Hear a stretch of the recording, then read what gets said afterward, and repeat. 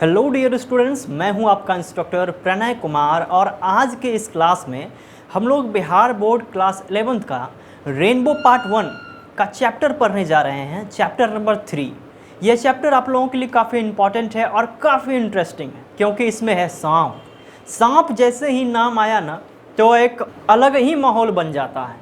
जैसे हमारे गांव में आया सांप वाला, अरे सांप वाला आ गया, सांप वाला आ गया, वैसे ही आज आ गया एक चैप्टर स्नैक, सांप वाला। ठीक है, a snake in the grass, यानी कि सांप घास में सांप। यानी पूर्ण रूप से इसका टाइटल का हिंदी करके टाइटल का अर्थ नहीं जाना जा सकता है, यानी कि a snake in the grass. ठीक है, ग्रास का मतलब घास होता है, सांप का मतलब तो स्नैक होता है, ये सभी कोई पता है। इसे लिखा है आर के नारायण ने। किसने लिखा है? आर के नारायण ने। और आर के नारायण एक कमाल के शॉर्ट स्टोरी राइटर हैं। ठीक है, बहुत सारा इन्होंने जो है ना उपन्यास भी लिखा है। द गाइड इनकी बहुत ही प्रचलित जो है उपन्यास है। लेकिन आइए आज के जो है ना सांप वाले कहानी को हम लोग पढ़ते हैं। मज़ेदार कहानी है, आपको पढ़ के मज़ा आ जाएगा। ठीक है, एक ओवरव्यू में दे देता हूँ। इसमें होता क्या है कि एक कंपाउंड में जो है ना परिसर में सांप घुस आता है और साइकिल में जो है कि घंटी बजाते हुए एक लड़का आता है, आदमी आता है और कहता है सांप घुस गया, सांप घुस गया। और कंपाउंड का जो सर्वेंट होता है वो सोया हुआ एकदम निश्चिंत से, तो पूछता है अरे सांप आ गया, उसको उठाता है। तो सर्वेंट कहता है there is no cobra, there is no any snake, यानी सांप भी नहीं है, कोबरा भी नहीं है, कुछ नहीं है। यानी उसको सोने का पूरा मन है। सब कोई घूम जो है कि खोजते हैं सांप को, कहाँ मिल जाए, लेकिन सांप मिलता ही नहीं है। जब सांप नहीं मिला तब जानबूझ के क्या कह देता है सर्वेंट पता है? कि सांप को मैंने तो एक पॉट में बंद कर लिया है। ठीक है, और उसको उधर जाके छोड़ा। तो उसके बाद क्या होता है कि लास्ट में एक यंग लड़का होता है, वो सांप को फिर जाते हुए देख लेता है। तो आखिर मिस्ट्री है ये। लास्ट में यह जो है ना पूरा नहीं बताता है कि सांप को वाजिब में पकड़ा था कि नहीं पकड़ा था। सांप हो सकता है दूसरा भी हो।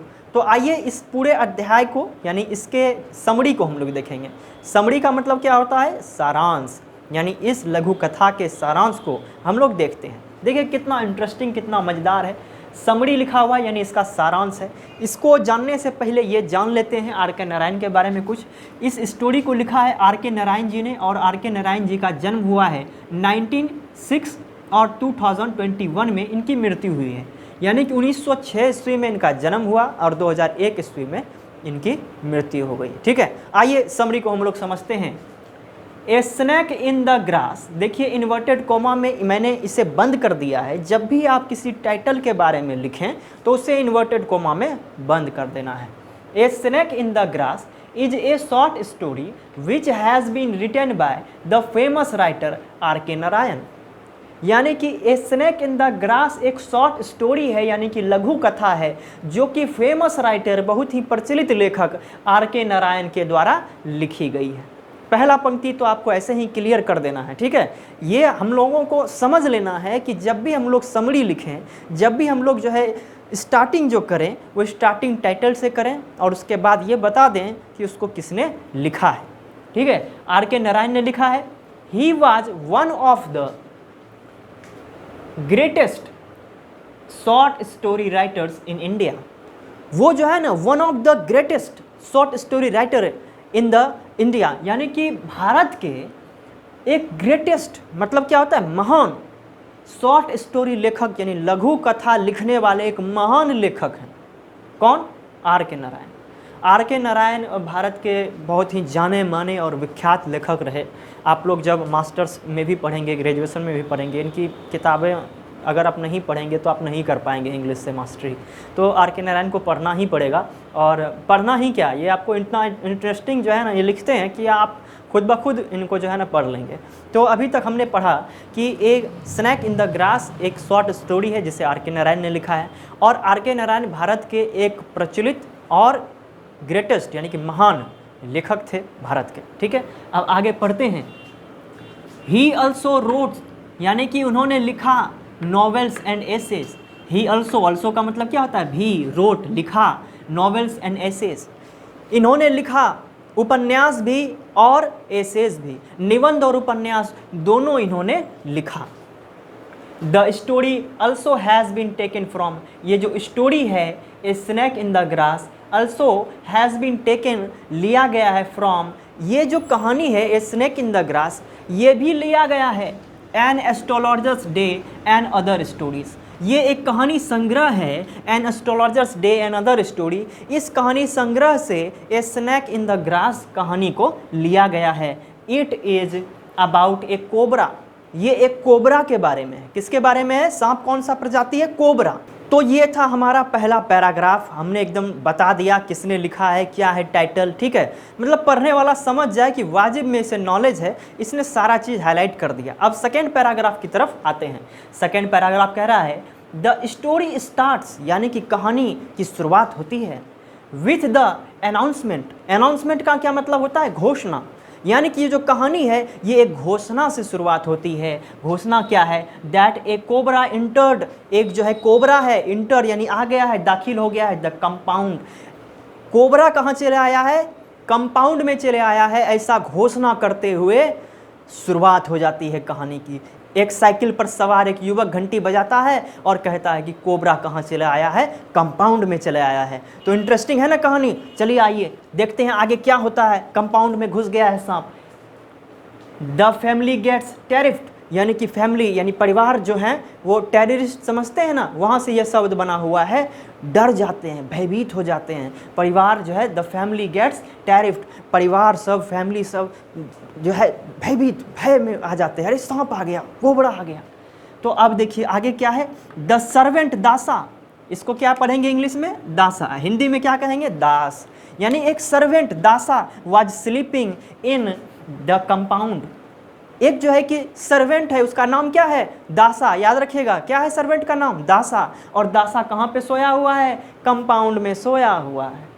When they try to wake him up, यानी कि when they try to wake him up, इसका मतलब हुआ व्हेन दे ट्राई, जब वो कोशिश करते हैं उसे जगाने की। किसे जगाने की? सर्वेंट को जगाने की जब कोशिश करते हैं। He says there is no cobra, जब जगाने की कोशिश करते हैं सर्वेंट को तो सर्वेंट कह देता है देयर इज नो कोबरा, यानी कोई कोबरा नहीं है।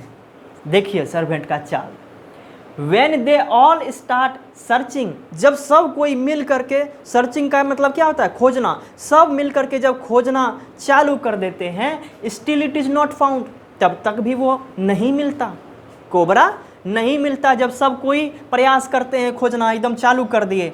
Everyone starts blaming the servant, सब कोई क्या करते हैं? ब्लेमिंग। ब्लेमिंग का क्या मतलब होता है? दोष देना। सब कोई जो है दोष देने लगते हैं। किस पर? सर्वेंट पर, नौकर पर दोष देने लगते हैं। The snake charmer, snake charmer का क्या मतलब होता है? सपेरा, सांप पकड़ने वाला। The snake charmer also makes an excuse, snake charmer भी क्या करता है? मैक्स एन एक्सक्यूज का मतलब होता है कि वह भी एक जो है कि बहाना बना देता है, यानी टाल मटोल कर देता है। दैट ही कैन नॉट, क्या टाल मटोल कर देता है? That he can not do anything अल्टिल they find it, यानी कि यह टाल मटोल कर देता है स्नैक चार्मर, सपेरा, कि जब तक सांप मिलेगा नहीं तो सांप को पकड़े कैसे? दिखेगा तब ना पकड़ें। तो समझे कि क्या हुआ? स्नैक चार्मर आया, यानी कि सपेरा आया, अब सांप दिखेगा तब ना पकड़ेगा। तो उसने भी टाल मटोल कर दिया कि he can not do anything, वो कुछ भी नहीं कर सकता है। अनटिल दे फाइंड इट, जब तक कि उसको खोज नहीं लिया जाए तब तक तो कुछ किया भी नहीं जा सकता। यह भी एक वाजिब बात है, क्या करे। अब देखिए आगे क्या कह रहा है। एट द लास्ट, और अंतिम में, दासा प्रिटेंड्स, प्रिटेंड्स देखिए एक अच्छा वर्ड है और ये आपको 12th में भी आएगा, 12th में भी स्टोरी में ये एक वर्ड है। प्रिटेंड्स का मतलब होता है नाटक करना, दिखावा करना, ठीक है। तो लास्ट में दासा एक प्रिटेंड करता है, दिखावा करता है, नाटक करता है। That he has couch, that he has couch in A port, वो एक दिखावा करता है कि कैच, कैच का मतलब क्या था? पकड़ लेना। उसने सांप को पकड़ लिया है, कोबरा को पकड़ लिया है। इन ए पोर्ट, यानी पोर्ट में सांप को क्या कर लिया है? पकड़ लिया है। किसने पकड़ लिया है? दासा ने, सर्वेंट ने पकड़ के रख लिया है। बट एट द लास्ट, लेकिन अंतिम तक, अंतिम में कहानी अब आ गया, कहानी अंतिम तक समझिए क्या होता है अंतिम में। But at last the youngest son of the house, यानी यंगेस्ट, यंगेस्ट का मतलब एकदम जवान, नया, सन एकदम जवान बेटा, छोटा लड़का, ऑफ द हाउस यानी घर का छोटा लड़का, सी द कोबरा, यानी लास्ट में क्या करता है, घर का छोटा लड़का वो कोबरा को देख लेता है। अब यहाँ पर बड़ी दुविधा वाली बात हो गई, जब पॉट में पकड़ लिया सांप को तो लास्ट में सांप दिखाई कैसे दे दिया, है ना। अब देखिए फिर लास्ट हमको पैराग्राफ किस प्रकार से लिखना है, the story reveals, story reveals, reveals का मतलब होता है उजागर करता है। The story reveals the real character, एक real character of the servant, servant के एक रियल कैरेक्टर को, एक रियल जो है चरित्र को प्रदर्शित करता है। इट ऑल्सो शोज, यानी कि यह दिखाता है द ह्यूमन नेचर, मानव के स्वभाव को भी दिखाता है, ह्यूमन नेचर को भी दिखाता है। सच एज, यानी कुछ इस प्रकार से, laziness and false attitude, laziness मतलब आलसपन और फॉल्स एटीट्यूड, यह जो है इस प्रकार के मानव के नेचर को ये कहानी दिखाता है, रिवील्स करता है। क्या फॉल्स एटीट्यूड, जैसे अगर नहीं मिला कोई चीज़, अब झूठे बोलने लगे, अरे उसको तो हम पकड़ लिए थे पोर्ट में, यानी कि जान गया कि नहीं मिल रहा है तो एक जो है झूठ मूठ का एक बहाना बना दिए, बता दिए, ये सब जो है। और क्या कि वो तो सोया हुआ था, अगर वो खोजता तो मिलता।